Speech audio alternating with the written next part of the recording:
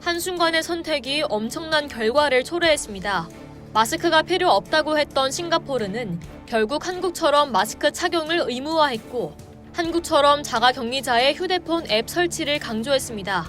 대체 싱가포르에서는 어떤 일이 벌어지고 있는 걸까요?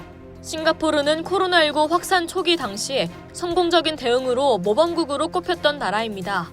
당시 한국은 대구 경북을 중심으로 코로나19가 급속도로 확산되던 시기였습니다. 싱가포르는 중국발 입국자를 신속히 차단하고 고강도 사회적 거리두기를 1월 중에 모두 실시했습니다. 집이나 공공장소에서의 어떤 모임도 금지해버렸습니다.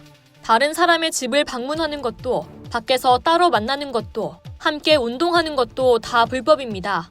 처음 적발되면 경고, 두 번째부터는 벌금을 부과했습니다. 그 결과 코로나19 신규 환자가 줄어드는 효과를 봤습니다.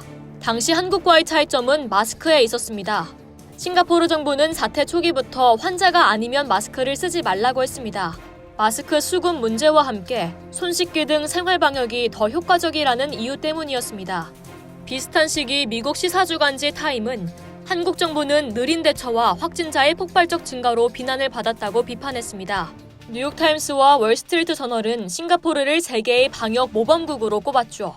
지난 3월 초 하루 확진자 발생 수가 10명 이내로 나오는 등 코로나19 확산이 잡혀가는 추세를 보이자 싱가포르는 방심하고 말았습니다. 국내 중앙재난안전대책본부의 한 관계자는 싱가포르는 개학과 일상 복귀 후 1개월간 확진자가 14배 증가했다고 말했습니다.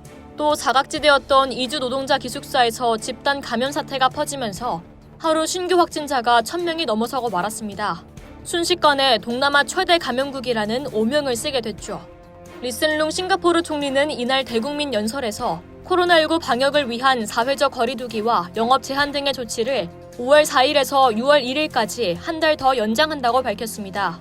리 총리는 더욱 효과적으로 감염자 동선과 접촉자를 추적하기 위해 정보기술을 적극 활용해야 한다고 강조하면서 한국을 언급했습니다.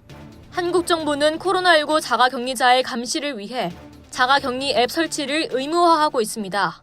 자가격리 앱은 스마트폰 GPS를 이용해 자가격리자가 격리구역을 이탈했는지 유무를 확인할 수 있습니다.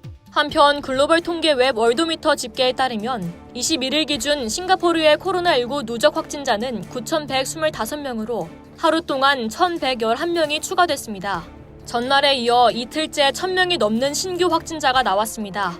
누적 사망자는 11명입니다. 이상 여의도투브였습니다.